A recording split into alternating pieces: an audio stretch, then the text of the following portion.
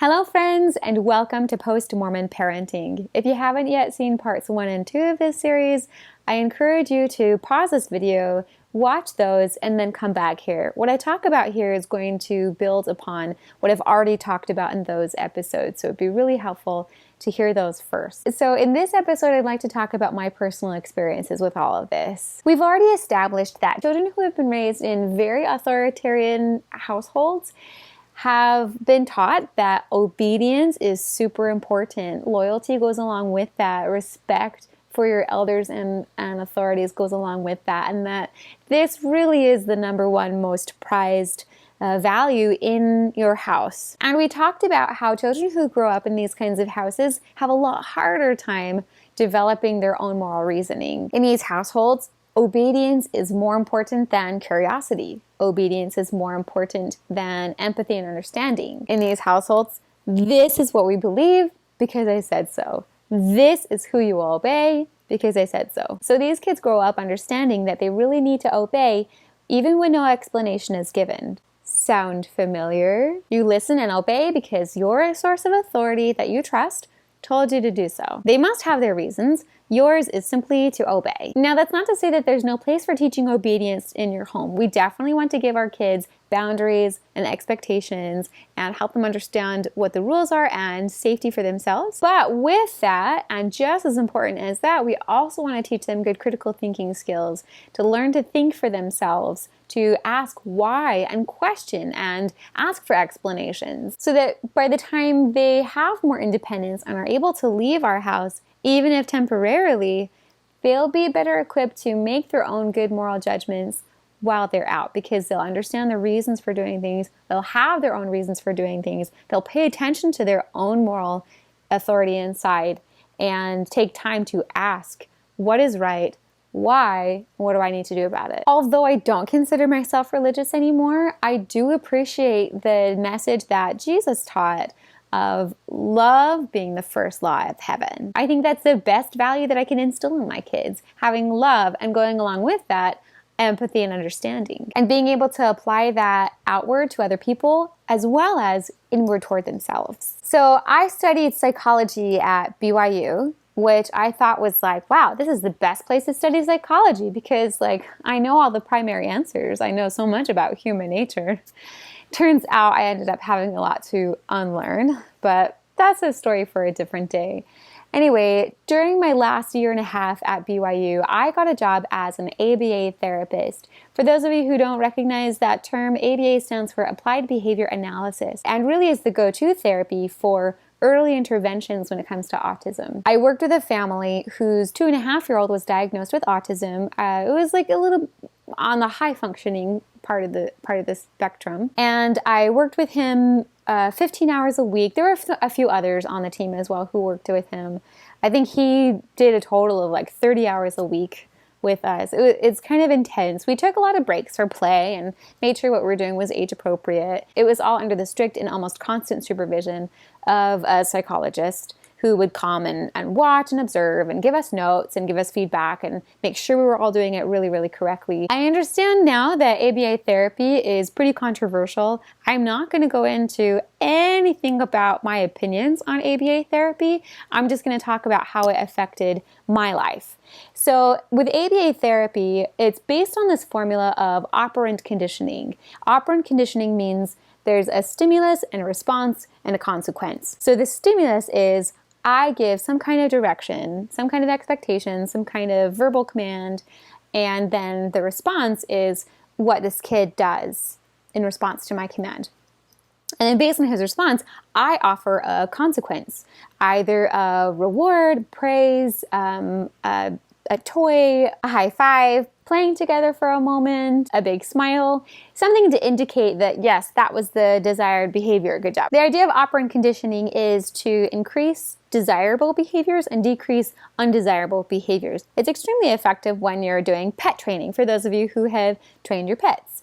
You give a stimulus, you give a command, up or jump or turn around or play dead. They do some kind of action, either they listen or they don't listen, or they kind of half-heartedly do it, and then you give the consequence. You give them a treat, or say, nope, Try again. I got really, really good at following this model. I got so good at it. It was hard to always remember to do everything in the exact right order and in the prescribed way that the psychologist had taught us.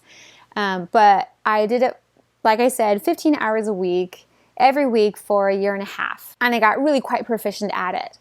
And by the time I finished, I stopped because I graduated and I moved, but someone else took my spot and he continued on with ABA therapy and reached the desired outcomes that his parents and the psychologist had for him. And I think the outcomes are very satisfactory to us grown-ups. Because of this experience, I thought, wow, this is really preparing me so much for parenthood. I'm going to be so good at training my children. I'm going to be so good at getting them to do desirable behaviors and decreasing the instances of undesirable behaviors. I am going to be a rock star. I'm so glad that I've had all this great experience with it. It's going to help so much my parenting. I didn't have kids until about 6 years later. And when I did, my first was a boy and he was an infant, and you can't really do much behavior training with an infant. But when he was old enough, say like year and a half, 2 years, starting to, getting to that age where like you can understand there are some rules, and we have expectations for behavior. And I started applying this, like you need to pick up your Cheerios from the floor that you just threw down. And he won't do it. So my consequence is, nope, let's try again. So now we do the thing again, pick up the Cheerios off the floor. He doesn't do it. I say, nope. Let's try again. Pick up your Cheerios off the floor. He doesn't do it. So one thing that we learned in ABA therapy is that you don't let it go for more than 2 or 3 in a row. You don't let them fail more than 2 or 3 times in a row. That just gets really frustrating and leads to burnout and resentment. So instead, you make them do, or you take their hand and you help them do whatever the direction is. So I would take my kid's hand and make him pick up the Cheerios. As he got older, I still maintained this kind of parenting. This like obedience is super important. Like, I'm the person in charge here. You have to do what I say, or there will always consistently be these negative consequences. It doesn't matter if you're tired. It doesn't matter if you're hungry. It doesn't matter if you've had a hard day. Like, these are the rules and you're expected to follow them because I'm the grown-up and you're the kid and I'm in charge.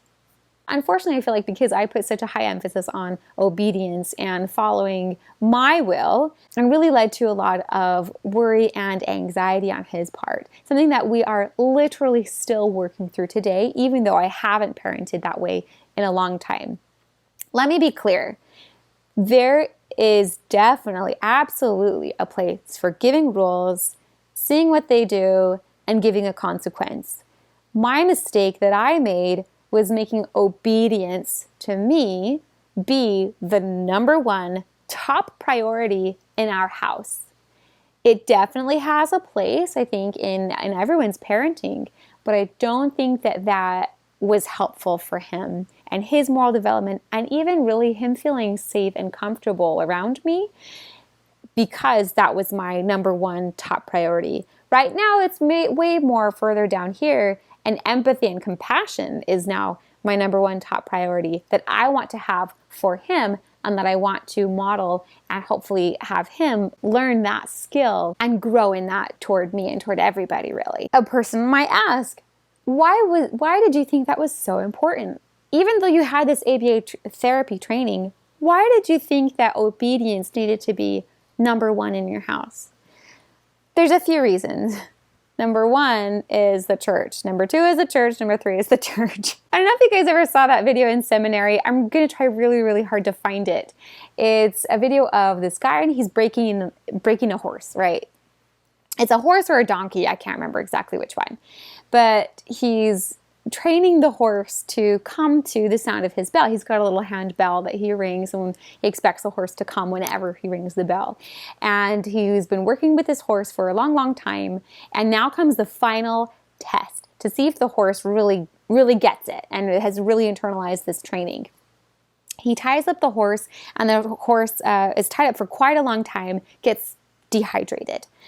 And then he unties the horse, and the horse wants to walk off in one direction toward a trough of water, but he's standing on the other direction and immediately rings his little bell. And I can't remember if the video shows what the horse does or not, but it's like, oh my gosh, what a terrible, cruel test. But this was like, this is what God expects of you, for you to ignore everything going on inside, all of your needs and wants. Ignore all of that. Everything that's shouting at you, I need water. Ignore it. Because you've got your leader, your authority figure over here, demanding your obedience to him. So that had a big impression on me. I really internalized that. I thought, okay, obedience is number one. Yeah, the horse needs to go and follow the sound of that bell. Today, I feel so differently from it. I want to shout at that horse, ignore the damn bell. Go get a drink of water. You need to take care of yourself. You've got to be able to listen to yourself and what you need and want, and take care of that first, and then go see what this guy needs with the bell. Or maybe don't. Maybe run away from such an abusive person. So I know I have some people watching who are still in the church, or maybe want to criticize me for making videos like this. When people say the church is abusive, it's because of shit like that. Because they teach these things. They teach you to ignore your feelings, ignore your own moral judgment inside, ignore everything that's screaming what you need in your life and what you should do in your life, and follow them instead.